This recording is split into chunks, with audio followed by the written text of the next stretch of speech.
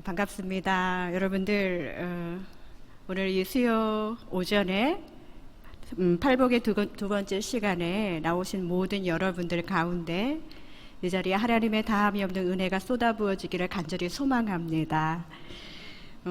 지난 수요일부터 우리는 이 팔복의 말씀 가운데 헤엄치고 있죠. 이 말씀 가운데서 한 주간을 또 여러분들 심령이 가난한 자로 어떻게 잘 살아가고 계셨습니까? 그 복 꼭 누리고 사셨습니까? 지난 팔복 시리즈를 시작으로 우리 수요일 오전에 그리고 점심에 개장한 이 팔복 식당, 그 심령이 가난한 자들이 지난주에 먹었던 이 맛있는 비빔밥, 정말 심령이 가난한 자들만 누릴 수 있었던 복이 아니었나, 진짜 은혜로운 맛이었습니다. 정말 천국이 우리들의 것이었죠. 오늘은 제가 그래서 오늘 메뉴는 뭘까 물어봤더니 비밀이래요. 애통국밥? 네, 애통비빔밥 이런 걸 먹더라도 위로를 기대하면서 오늘 식사 꼭 하고 가셨으면 좋겠어요. 이 말씀을 꼭 드리고 싶었습니다. 지난주에 첫 번째 복을 묵상하시고 우리가 지나간 한 주간을 사실은 꼭 돌아봐야 됩니다. 이 땅에서 천국을 이미 소유한 자로 내가 잘 살고 있는지를 점검해 봐야 된다는 거예요. 지난주 첫 번째 복을 설교하신 우리 김인진 목사님이 팔복은 이미 우리 모두가 소유한 복의 리스트라고 그렇게 말씀하셨고요. 또 동시에 예수님의 성품이라고 그렇게 이야기했습니다. 제자들이 기쁨으로 성취해야 할 미션임을 우리에게 기억하라고 첫 번째 시간에 그런 이야기를 들었던 것이 기억납니다. 여러분들 그것을 기억하면서 한 주간을 사셨다면 참 잘 사신 것입니다. 오늘 두 번째 복, 애통하는 자는 복이 있나니를 통해서 우리에게 주신 이 미션이 무엇인지를 다시 한번 점검해보는 시간을 갖도록 하겠습니다. 아랍 속담에 이런 말이 있다고 해요. All sunshine makes a desert. 무슨 말이냐? 모든 햇빛은 사막을 만든다라는 말이에요. 풀이하면은 뜨거운 햇볕은 언제나 땅을 사막화한다는 그런 말인데, 땅에는 때로는 비도 오고 또 폭풍우도 쏟아져야 그래야 쓸모있는 땅으로 만들 수 있다는 그런 아랍인들의 지혜가 담긴 그런 말이라고 합니다. 대부분의 사람들이 웃을 때나 기쁠 때, 또 평화의 때에 깊이 있게 인생을 생각할 기회를 잘 갖지 못한다고 그래요. 인생에 애통함이 생겼을 때, 또 괴로운 삶에 대해서 맞닥뜨렸을 때 좀 더 내 인생을 깊이 생각해보고 또 하나님을 찾게 되는 경우가 많이 있지요. 아마 여러분들도 저도 예외가 아닐 것입니다. 그래서 지혜자 솔로몬은 전도서 7장 4절에서 이렇게 말했습니다. 공동번역으로 읽어보면은요, 지혜로운 사람은 마음이 초상집에 있고 또 어리석은 사람은 마음이 어디에 있다? 상가집에 있다고 그렇게 이야기합니다. 이 말씀은 우리에게 인생의 아이러니를 얘기해 주지만 하나님 나라에서는 너무도 당연한 그와 같은 말일 수 있다는 것을 우리가 먼저 기억해야 합니다. 예수 그리스도의 말씀, 하나님 나라의 복음은 이 땅에서는 어떻게 보면 항상 역설적인 일일 수 있다는 것을 기억해야 됩니다. 하나님 나라에서 너무도 당연한 말들이 세상 나라에서는 이해가 안 될 때가 많이 있다는 것을 알아야 한다는 말이죠. 그러나 믿음이 있는 지혜자들의 이야기들은 이 세상 나라에서 하나님 나라를 살던 사람들의 이야기인 줄로 믿습니다. 오늘도 그와 같은 맥락에서 이 애통하는 자, 그가 왜 복이 있는 자인지를 먼저 생각해 보도록 하겠습니다. 우리 각자에게 복이 있다라는 말, 어떤 의미를 가지고 있나요? 갑자기 아무런 음식도 없다가 이렇게 어떤 사람이 나타나는데 그것이 갑자기 음식이 딱 생기면은 그 사람을 무슨 복이 있다고 그래요? 먹을 복이 있다라고 이야기하죠. 어떤 사람은 그냥 내가 이런 사람이 꼭 필요한데 할 때마다 이렇게 붙여주는 사람들이 있어요. 그런 사람들을 보면 인복이 있다라는 말을 합니다. 이런 복은 필요로 하는 사람에게 이로운 일이 생길 때, 또 복을 받는 당사자들에게 보이는 유익을 가져다 줄 때 하는 말이죠. 그런데 이런 맥락에서 팔복을 바라보면 좀 이상합니다. 이 복이 있나니 그 말은 굉장히 역설적이라는 말이에요. 우리는 벌써 이 복이 세상 나라가 주는 복이 아님을 지난주부터 묵상하고 있습니다. 예수께서 오심으로 다가오는 천국, 더 가까워진 천국, 이미 이 천국을 소유한 자로서 천국 시민으로서의 아이덴티티를 가지고 이 동서고금을 막론하고 모든 사람들이 가지고 싶어하는 이 복이라는 이 복의 의미를 그저 세상 사람들이 가지고 있는 그 복의 의미가 아닌 천국을 소유한 자로서의 복이 무엇이 다른가, 이것을 바라보자는 것이지요. 그게 가능할까요? 이 세상 나라에서 살면서 하나님 나라의 삶의 양식을 가지고 사는 것이 여러분들 진짜로 가능한 일이라고 생각하십니까? 저는 우리 이민자들, 특히 한인 이민자들의 삶을 보면 조금은 힌트를 얻을 수 있을 것 같다는 생각이 듭니다. 미국에 살면서 우리는 미국의 물을 먹고 있죠. 미국의 공기를 마시고 있고 미국의 하늘을 바라보고 있죠. 그러나 이미 어릴 적부터 한국 음식을 맛보고 된장, 고추장, 김치를 먹어보고 이렇게 산 우리들에게 매 끼니를 미국인들과 똑같은 음식을 먹으라고 스테이크와 햄버거로 매일매일 살라고 하는 것은 사실 대부분의 한국 음식을 경험하고 자라서 이민 오신 분들에게는 어려운 일일 것입니다. 그뿐입니까? 운전하면서 모든 길이 영어로 되어 있고 또 영어로 된 디렉션을 보면서 내비게이션도 간판도 모두가 다 영어이면서도 영어가 다 들리지 않고 영어를 말하지 않고도 살 수 있고 영어로 잘 말하지 않으려는 그런 성향까지도 때로는 우리가 가지고 있어요. 미국에서 살지만 내가 먹었고 내가 경험했던 문화를 떠나기 쉽지 않다는 말이에요. 이렇듯 우리는 세상 나라를 살고 있지만 내가 매일 김치 먹듯이 말씀을 먹을 수 있다는 말이에요. 미국의 언어와 문화가 여전히 익숙치 않은 것처럼 이 세상 나라에 살고 있지만 하나님 나라가 더 익숙해서 이 세상 나라가 불편하고 익숙해지지 않는 것, 그럴 수 있다는 거예요. 우리 이민자들은 아마 이 삶을 누구보다도 잘 이해할 수 있을 거라고 생각합니다. 이 세상 나라가 자꾸자꾸 편해지고 하나님 나라가 불편해지고 어색해진다면 우리가 뭔가 그리스도인으로서 잘못 살고 있다는 반성을 시작해야 된다는 거죠.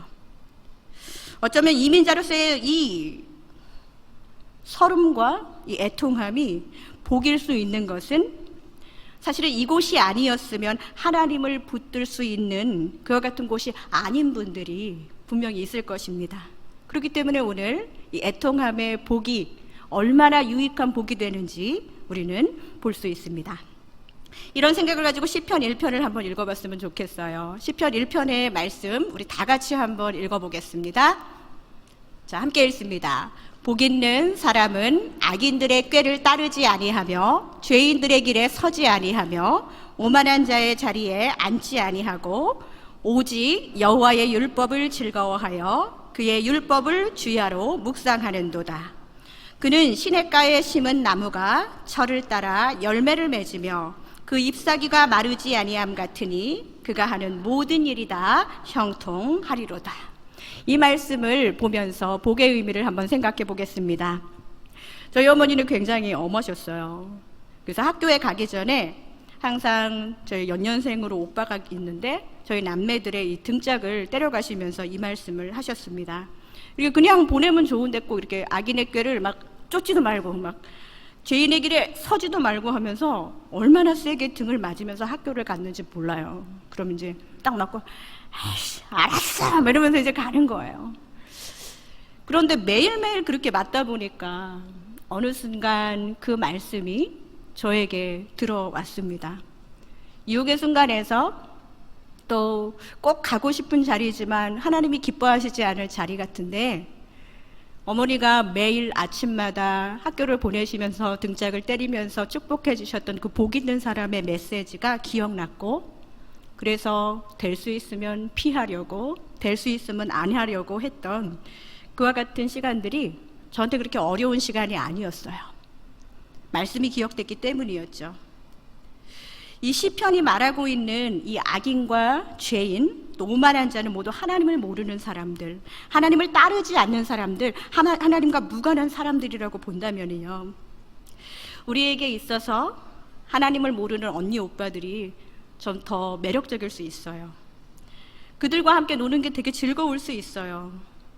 그들의 꾀를 따른다는 건 무언가 머리를 잘 써가지고 요행과 행운을 얻을 때 우리는 굉장히 즐거워요. 작게 노력하고 쉬운 방법으로 잘 꾀를 써가지고 혹시라도 그게 남한테 해가 된다고 하더라도 내 소유를 불릴 수만 있다면 해볼만 한 것이다라고 생각하는 것, 그것이 행운이라고 생각하는 사람들이 많이 있어요. 하나님 모르는 사람들이 서로 영광의 자리의 길에 서려고 그들을 따라다니면서 나도 그들의 부요함과 같이 하면서 그들의 명성과 같이 하면서 세상적으로 사는 것, 그것이 축복일 수 있어요. 오만한 사람들, 오만해도 되는 사람들, 그 정도로 똑똑한 사람들, 하나님 없어도 잘 살고 있다고 자신하는 사람들과 함께 나란히 앉아있는 내 자신을 보면서 나 정말 행복한 사람이구나 라고 생각할 수 있는 게 당연한 그 어떤 세상의 생각들이지요. 그런데 시편 1편의 말씀은 그게 아니라는 거예요. 성경이 말하는 복은 그것이 아니라는 것입니다. 세상 나라의 가치로 하나님 나라의 복을 본다면 그것이 행복일 수도 있고 행복이 아닐 수도 있지만, 삶의 가치관이 바뀌지 않은 채 계속 받게 되는 하나님 나라의 복, 그것을 배우게 된다 하더라도 그것이 내 안에 들어오지 않는다면, 내 안에는 여전히 하나님 나라가 없고 세상 나라로 가득 차 있다면 아무리 복을 선포해도 그것은 성도에게 그냥 무거운 십자가일 수 있다는 거예요. 예수님은 믿으면서 하나님 나라를 소유하지 않으려고 발버둥 치면서 내 안에 그것이 언제나 그냥 무거운 짐, 그리스도인으로서의 그냥 당연히 해야 될 일이긴 한데 내가 못하고 있는 십자가와 같은 무거운 짐일 수 있다는 말이에요. 현세적이고 물질적인 축복을 구하는 분들에게는 어쩌면 오늘 이 복이 다 이해되지 못할 수도 있습니다. 그러나 염려하지 마세요. 예수님의 제자들도 십자가 처형 때까지 예수 오심의 참다운 의미를 다 깨닫지 못했습니다. 시편 84편 4절과 5절에 보면은요, 이 복이 있다는 것의 의미를 잘 정리해 주었어요. 우리가 소유해야 할 복이 바로 이것입니다. 함께 읽어보겠습니다. 함께 읽습니다. 주의 집에 사는 자들은 복이 있나니 그들이 항상 주를 찬송하리이다. 주께 힘을 얻고 그 마음에 시온에 들어가 있는 자는 복이 있나이다. 아멘. 이것이 정말 여러분들한테 아멘으로 고백되는 말씀입니까? 주님의 집에 살아야 한다는 거예요. 주님이 계신 곳에 사는 것이 복이라는 거예요. 힘을 얻을 근원이 다른 어떤 것도 아니라 하나님께로부터 힘을 얻는 것, 그것이 하나님 나라의 복이라고 그렇게 이해해야 한다는 거예요. 무슨 의미입니까? 우리가 아무리 지금 8주 동안에 팔복을 배우고 또 익히고 묵상한다고 하더라도 바로 하나님과의 올바른 관계가 먼저 이루어지지 않는다면 이 복은 그냥 성경 속에서 하나님 나라에서 하지만 나는 살아 누릴 수 없는 복이 된다는 것이지요. 참된 복을 누리기 위해서는 하나님 나라와 함께 사는 게 정말 즐거워야 돼요. 하나님의 말씀을 듣는 것이 진짜, 그리고 나의 가치관이 하나님의 나라에 맞는 가치관으로 변할 때 이 복이 우리 안에 임하게 될 줄로 믿습니다. 사랑하는 성도 여러분, 내 안에 절대로 무너지지 않는 하나님 나라를 소유했을 때 8복이든 18복이든 36복이든 모든 복들을 우리가 소화하고 이해하게 된다는 말이에요. 하나님과 함께 내 안에 절대로 무너지지 않는 하나님 나라를 먼저 소유하시는 여러분 되시기를 축복드립니다. 이런 맥락에서 애통함이 복이 되는 이유를 한번 생각해 보겠습니다. 사실은 이 세 가지 단어, 세 가지 얘기, 애통하는 자는 복이 있나니 위로를 받을 것이며, 이 세 가지를 가지고 이 설교를 하는 게 그렇게 쉽지 않았어요. 그러나 하나하나씩 떼어가면서 그 의미를 생각해 본다면 이 애통함에 대해서 우리가 잘못 알고 있었던 것들을 좀 수정해보는 시간을 가졌으면 좋겠습니다. 이사야 61장 1절에서 4절은 이렇게 이야기를 합니다. 제가 읽겠습니다. 주 여호와의 영이 내게 내리셨으니 이는 여호와께서 내게 기름을 부으사 가난한 자에게 아름다운 소식을 전하게 하려 하심이라. 나를 보내사 마음이 상한 자를 고치며 포로된 자에게 자유를, 갇힌 자에게 노임을 선포하며 여호와의 은혜의 해와 우리 하나님의 보복의 날을 선포하여 모든 슬픈 자를 위로하되, 모든 슬픈 자를 위로한다고 나와 있습니다. 우리 3절을 함께 읽겠습니다. 무릇 시온에서 슬퍼하는 자에게 화관을 주어 그 죄를 대신하며 기쁨의 기름으로 그 슬픔을 대신하며 찬송의 옷으로 그 근심을 대신하시고 그들이 의의 나무 곧 여호와께서 심으신 그 영광을 나타낼 자라 일컬음을 받게 하려 하심이라. 다음입니다. 그들은 오래 황폐하였던 곳을 다시 쌓을 것이며 옛부터 무너진 곳을 다시 일으킬 것이며 황폐한 성읍 곧 대대로 무너졌던 것들을 중수할 것이며. 여기까지입니다. 주 여호와의 신이, 주 여호와의 영으로 부름을 받은 사람이 첫 번째 나옵니다. 1절에 그분이 하실 일을 우리가 이미 읽었지만 모든 슬픈 자를 위로하신다고 이야기하셨습니다. 그 모든 슬픈 자를 위로하시는 분, 이사야 예언에 나온 그분이 누구십니까? 바로 메시아 예수 그리스도이십니다. 모든 슬픈 자를 위로하시는 예수님이 이스라엘 백성의 애통함의 상징이었던 모든 것을 바꿔주신다고 말씀을 이야기하고 있어요. 통곡할 때마다 이스라엘 백성들이 했던 게 뭐예요? 죄를 뒤집어 쓰면서 내가 잘못했다, 내가 죄인이다 하면서 죄를 뒤집어 쓰면서 울고 탄식하고 울 때, 아니야, 지금은 죄를 뒤집어 쓸 때가 아니야 하면서 예수 그리스도께서 나의 애통함 가운데서 죄 뒤집어 쓰음을 스탑시키시고 죄 대신 무엇을 씌워주신다고요? 화관, 아름다운 관을 씌워주신다는 거예요. 나라가 공적인 재난이 있을 때, 슬픈 일이 있을 때 많은 사람들, 특히 나라에 중역이 있는 사람들, 그 상위권이라면서 상류층 사람들은 기름을 바르고 자신을 정갈하게 했었죠. 그런데 나라가 위험에 처해 있고 기도할 일이 있고 애통할 일이 있을 때는 기름도 바르지 않았어요. 그냥 이렇게 기름 바르지 않은 채로 초췌한 모습이 있는데, 그러면서 울며 탄식하며 있을 때 누가 찾아오셨어요? 예수님이 오셔서 아니야, 기름 발라, 자, 머리 정갈하게 해 하면서 우리를 정리해 주신다는 거예요. 그뿐입니까? 울면서, 이스라엘 백성들이 울면서 뭘 했죠? 굵은 베옷을 입고 옷을 찢어가면서, 이게 배가 좀 잘 찢어지나 봐요. 찢어가면서 그렇게 울고 있을 때, 아니야, 그런 옷 입을 필요 없어, 이제는 그렇게 울 때가 아니야, 애통하는 백성에게 다시 곡하는 소리가 없도록 그렇게 찬송의 옷으로 입혀주시겠다고 약속하시는 그분이 바로 예수 그리스도시라는 거예요. 계속 굵은 베옷을 입고 찢어가며 애통하는 백성들에게 다시 곡하는 소리가 없도록 모든 눈물을 씻어주시는 그분이 바로 우리의 주님이 되신다는 그것이 복음입니다. 그것이 우리가 진정으로 애통하는 자들이 받을 복. 예수 그리스도가 찾아오셔서 나의 죄 대신에 화관을 씌워주시고 나의 근심 대신에, 나의 고통 대신에 찬송의 옷을 입혀주시고 우리에게 기름을 발라주시는 그분이시라는 것, 그것이 바로 애통하는 자들이 누리는 복이라는 것입니다. 그런데 이 이사야의 말씀은 포로기 이후에 이 황폐한 이스라엘을 보면서 탄식하는 사람들에 대한 그와 같은 예언이에요.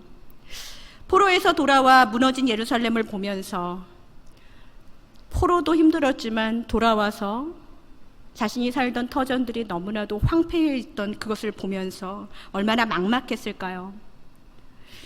그들에게 당시 무엇을 할 수 있었을까요?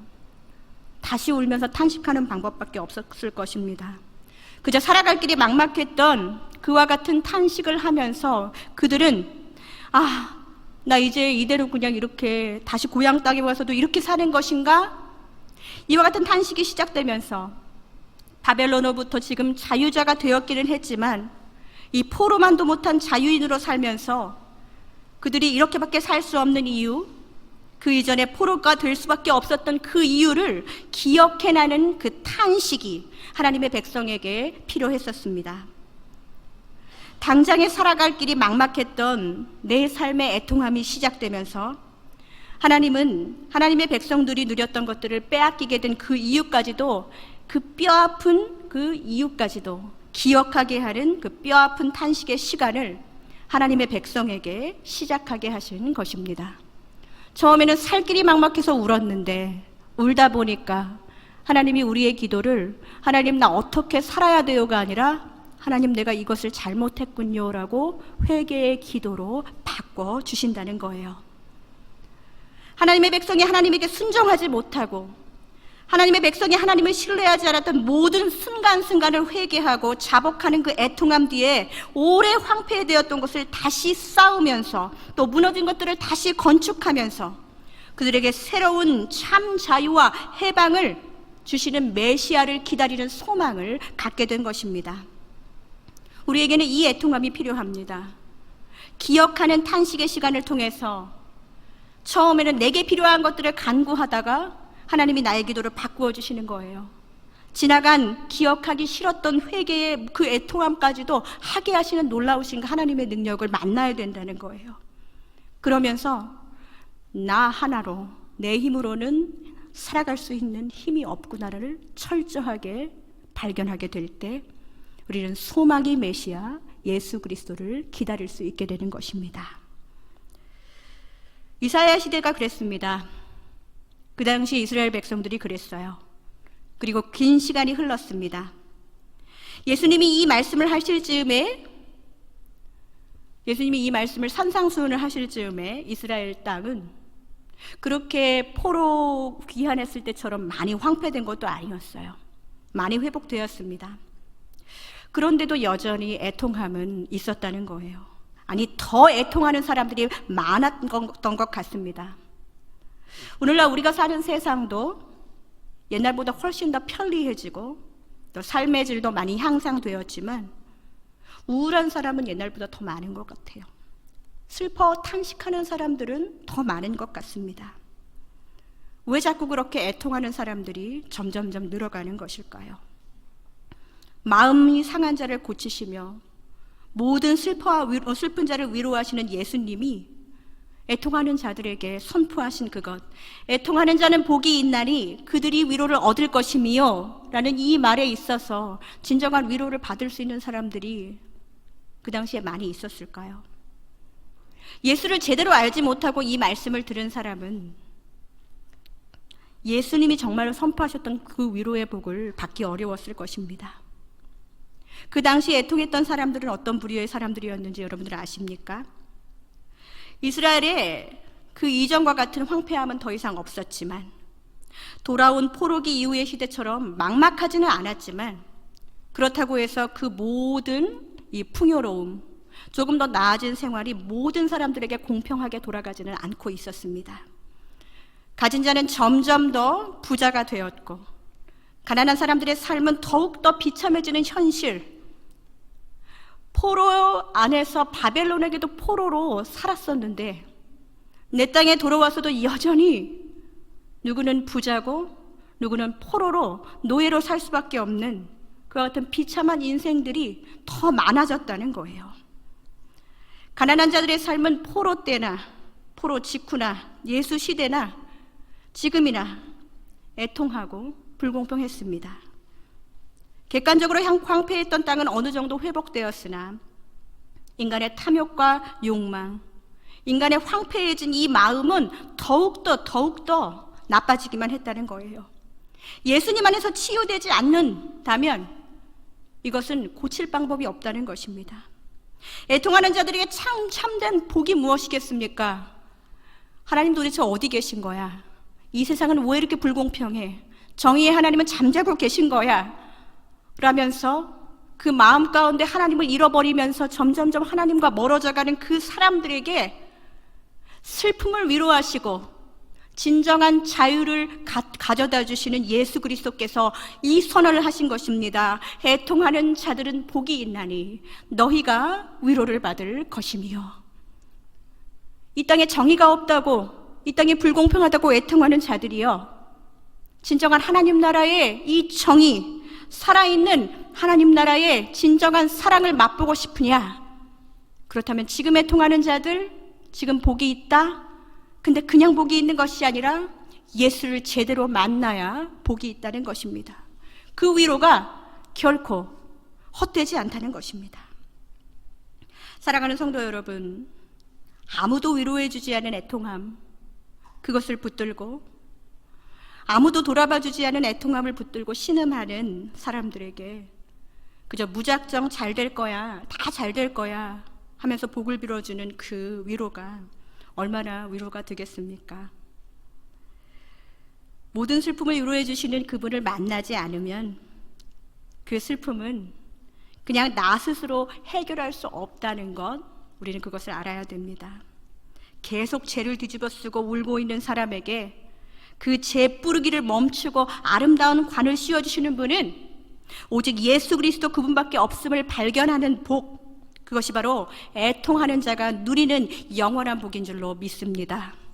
우리는 그저 헛된 위로를 할 필요가 없다는 거예요. 지금 잠깐의 위로, 물론 그것도 중요합니다. 그러나 진정으로 애통한 사람들에게 우리가 해야 될 것은 예수 그리스도,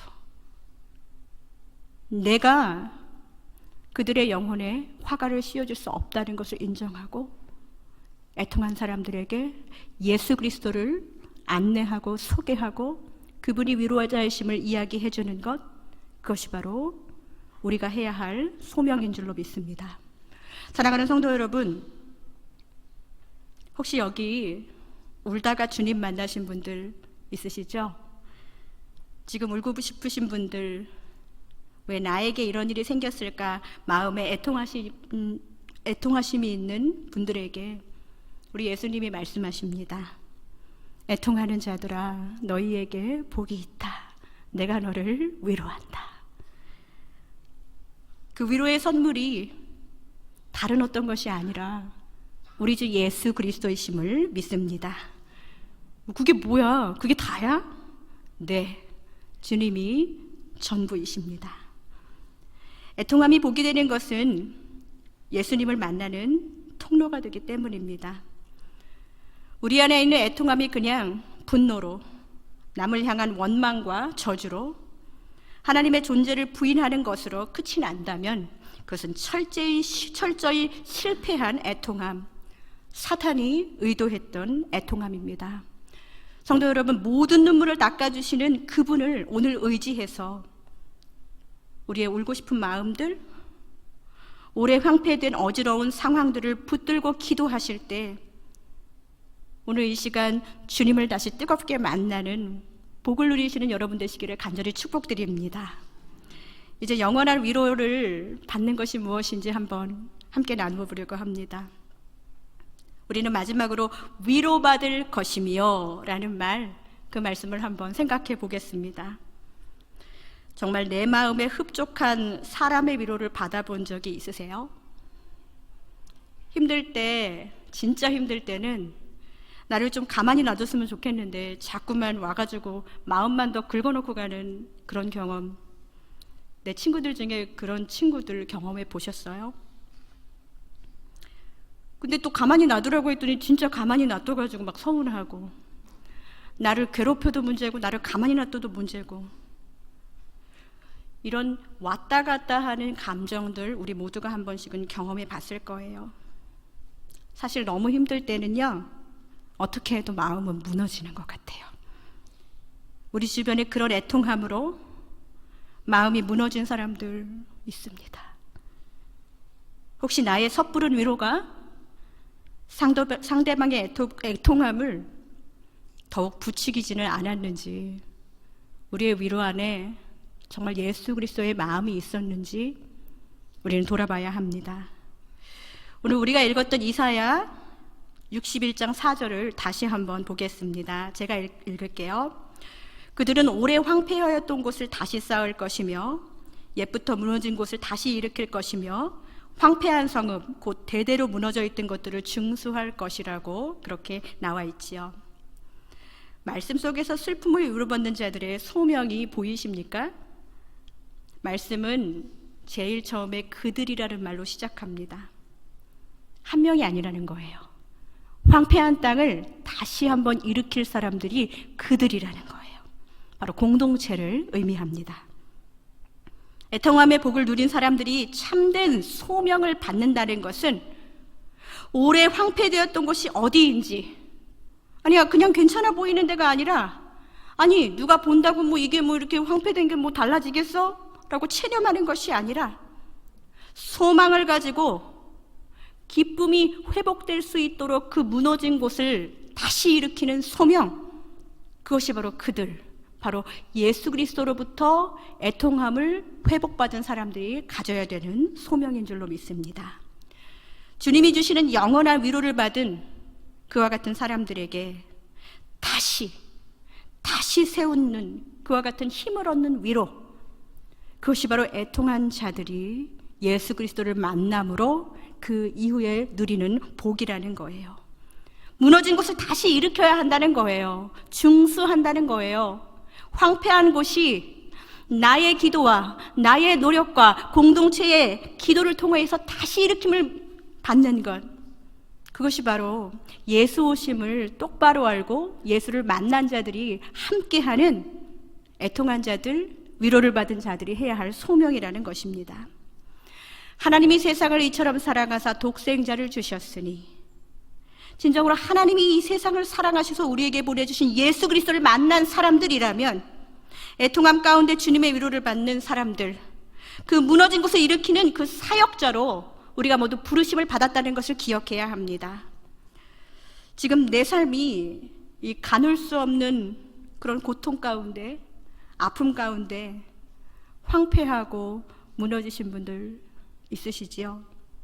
우리 주변에 그런 분들 계십니다.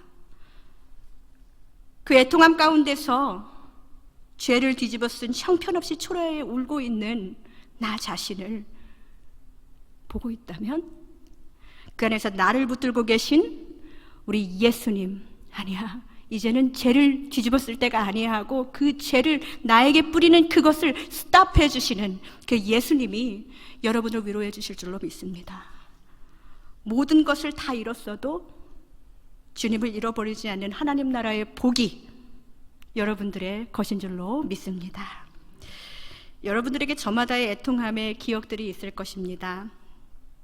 사랑하는 이들의 질병과 죽음, 인생의 큰일들에 대한 실패와 절망, 이해할 수 없는 대우와 억울함, 자존감의 밑바닥을 경험했던 시간들, 아무도 내 편이 없고 아무도 나를 이해해 줄 것 같지 않은 그와 같은 철저한 외로움들, 이 애통함의 기억들, 그냥 내 인생에 들여다보기도 싫은 트라우마로 오래 묵혀두고 무너진 예루살렘 성벽 마냥 그냥 놔둬서는 안 되겠습니다. 오늘 이 마음 정리해야 되겠습니다. 그냥 적당히 예수님과 상처를 한 마음에 품고 은혜가 충만할 때는 할렐루야 하면서 예수로 충만한 내 삶을 살다가 그때 또 맞닥뜨리는 상처 때문에 내가 또 그것 때문에 예수는 간 것 없고 내 상처가 자꾸자꾸, 내 쓴뿌리가 자꾸자꾸 올라오는 이 두 마음을 가지고 왔다 갔다 하는 그와 같은 삶, 그것은 진정한 위로를 받은 사람들의 삶이 아니에요. 오늘 이 시간 나의 애통했던 기억들 속에서 주님이 일하셨던 그 시간들을 기억해 내시기 바랍니다. 슬픔을 먼저 주시려고 찾아온 예수님을 거부하고 우리에게 그 슬픔을 완전히 없애주시려고, 우리의 슬픔을 함께 느끼시려고, 그것을 만져주시려고 오신 예수님을 완전히 거부하고 내 마음대로, 내 방식대로 내 상처를 건드리다가 오히려 그것이 더 병이 되고 트라우마 되고 그것이 분노가 되고 우울한 분들이 계시다면, 이 시간 다시 내 마음을 만져주실 분 예수님밖에 없음을 믿음으로 선포합시다. 우리 안에 내 마음을 만져주실 분은 하나님, 예수 그리스도 그분밖에 없으심을 주님의 이름으로 선포하는 이 아침이 되기를 원합니다. 나의 애통함에 지나간 긴 시간들 속에서 그때 너무도 확실하게 예수님을 만나신 분들 계시다면, 그래서 위로받으신 경험들이 있으신 분들이 계시다면, 위로받음의 은혜를 입은 그 자리에 여러분들이 해야 할 소명이 있다는 것을 기억하셔야 돼요. 오래 황폐된 영혼들, 나의 지나간 시간들 속에서 나만큼 힘들었던 영혼들을 찾아가셔서 그들을 다시 세우는 소명이 있다는 것을 기억해야 합니다. 하나님 나라는 이런 것입니다. 세상의 교회들은 이 성도들로 하여금 하나님 나라를 맛보는 거룩한 공간으로, 위로를 받는 곳으로 그 사명을 감당해야 됩니다. 우리는 한 사람 한 사람이 하나님의 성전입니다. 교회 공동체는 바로 애통하는 자가 마땅히 위로받아야 하는 공간입니다. 그래서 애통함이 복된 이유를 발견하는 곳, 믿음의 공동체를 통해서, 그래, 결코 나의 지금의 애통함이 그냥 그렇게 버려지는 것이 아니었어, 주를 만나기 위한 통로였어라고 믿음을 모르고 예수 그리스도를 몰랐던 사람들이 하나님 앞으로 돌아오는 거룩한 통로가 되는 것이 바로 하나님의 전, 예수 그리스도가 믿는 그와 같은 진정한 믿음의 공동체의 교회가 되어야 한다는 것이에요. 나의 애통한 순간 가운데서 주님이 내게 보여주셨던 많은 위로자들이 있을 것입니다. 저는 요즘 그런 은혜를, 그런 위로를 많이 누리고 있습니다. 아시는 분들도 있겠지만 저는 초대교회에 부임한 지 한 2주 정도 돼서 우리 큰아이에게 질병이 있다는 것을 발견했습니다. 큰아이 심장에 1.7cm의 구멍이 있다는 거예요. 지나간 4개월 동안 제가 기도했던 것은 한 달은 하나님, 수술 안 하고 구멍이 메워지게 해주세요 기도했어요. 근데 수술을 해야 한다는 거예요. 그렇다면 하나님, 좀 간단한 방법, 구멍 뚫어서 하는 간단한 방법으로 수술하게 해주세요. 여기저기 오피니언을 받아봤지만 결국 의사들은 오픈 서저리로 수술을 해야 되는 소견이 대부분이었고, 그래서 오픈해야 된다는 결론을 얻게 되었습니다. 저희 기도는 조금씩 수정이 되었어요. 그리고 다음 주 월요일에 수술을 하게 됩니다. 근데 얼마나 많은 분들이 저를 위해서 기도를 해주시는지 제가 느낄 수 있었어요.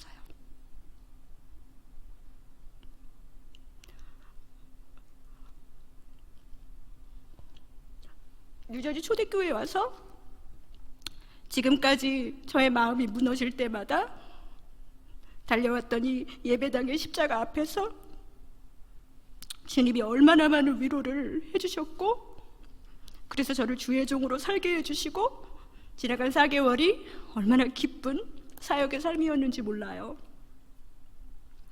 그런데 더 놀라운 것은 그 시간을 통해서 저와 똑같은 상황에서 지나간 시간들을 주님과 함께 애통하면서 걸어온 분들을 만나게 되었습니다. 그분들이 경험했던 자녀의 회복을 통해서, 그분들이 울었던 그 시간 동안에 주님을 붙들었던 그 시간을 함께 나누면서 친구가 되었어요. 많은 분들이 위로해 주셨지만 저와 아이와 똑같은 질병으로 수술을 했던 젊고 예쁜 엄마 집사님이 계셨는데, 그분은 제 아이의 수술 날짜가 다가오는 것이 저보다도 더 세심하게 그렇게 챙겨주시고 최선을 다해서 위로자의 사명을 감당해 주셨어요.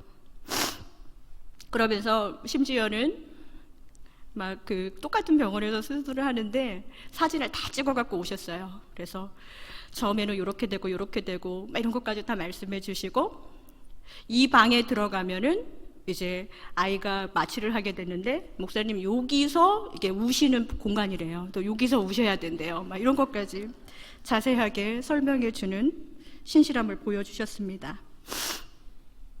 이것이 제가 지금 경험하고 있는 하나님 나라예요.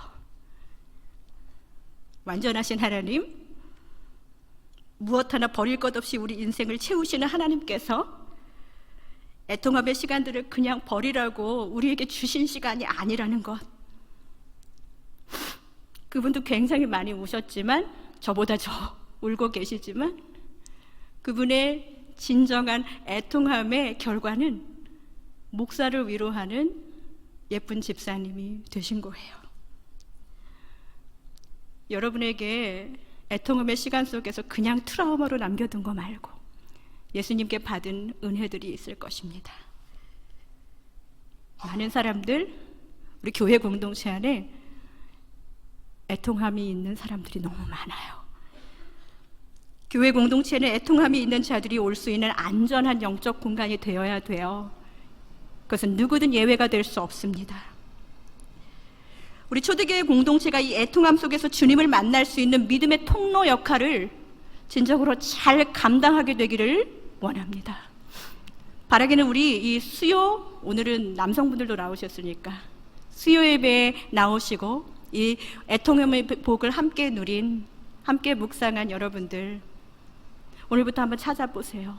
내가 기도해야 할 애통함의 자리가 어디 있는지, 내가 그동안 하나님으로부터 받았던 그 위로를 어디에 쏟아부어야 할지 발견하고, 그냥 마음으로만 어떻게 애통해 이게 아니라 셀폰으로 저한테 막 여기서 울어야 된다고 했던 그 아름다운 그 예쁜 여자 집사님처럼 여러분들도 누군가에게 적극적인 위로를 하시는 위로자의 삶 감당하시는 귀하고 복된 인생 되시기를 간절히 축복드립니다. 사랑하는 성도 여러분, 우리는 모두가 상처 입은 치유자로 부르심을 받았습니다. 헨리 나우엔이라는 사람이 상처 입은 치유자라는 책을 썼지요. 거기에서 저는 딱 들어오는 단어가 환대, hospitality라는 환대라는 단어를 기억합니다. 이 말은 치유하는 공동체에 반드시 필요한 덕목이에요. 위로를 받는 모든 사람들에게 내가 이것을 오픈해도 되는지, 내 마음을 개방해도 되는지 하는 안전한 공간, 이것이 괜히 가십거리가 되지 않는지 그것을 의심하지 않게 하는 안전한 환대, 그것이 우리의 소그룹에서도 교회 공동체 안에서도 또 이 여성예배 나눔방 안에서도 필요한 덕목이라는 것입니다. 우리는 모두 상처 입은 치유자로 부르심을 받았다고 했습니다.